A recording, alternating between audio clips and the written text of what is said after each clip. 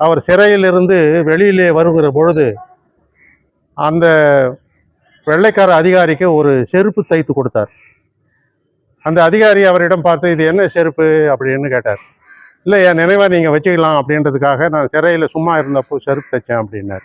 அப்போ அந்த அதிகாரி கேட்டார், என் சைஸ் எப்படி உங்களுக்கு தெரிஞ்சுது அப்படின்னு. அப்போ அவர் சொன்னார், என்னை ஒரு காலத்தில் ஒரு பெரிய அராஜக மீட்டிங்கில் நீங்கள் என்னை எட்டி உதைச்சிங்க. அப்போ உங்களுடைய கால் தடம் என்னுடைய துணியிலே பதிந்தது. அந்த கால் தடத்தை அளவெடுத்து அதன் மூலமாக இந்த செப்பலை தயார் செஞ்சேன் அப்படின்னார்.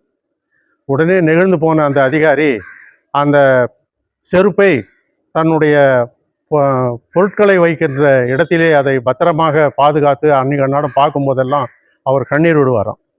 அது போன்ற அதனால தான் இருக்கிற உலக தலைவர்கள்லேயே மிகப்பெரிய தலைவராகவும் மகாத்மாவாகவும் நமது மகாத்மா காந்தி உருவானார் என்பது குறிப்பிடத்தக்கது.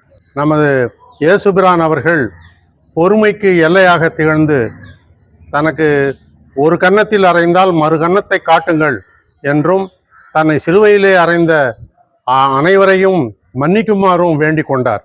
அப்படிப்பட்ட மகத்தான தெய்வத்தின் அருளால் கிடைக்கப்பெற்ற மகாத்மா போன்ற இயேசு கிறிஸ்து அவர்களை நாம் நினைவு கூற வேண்டும்.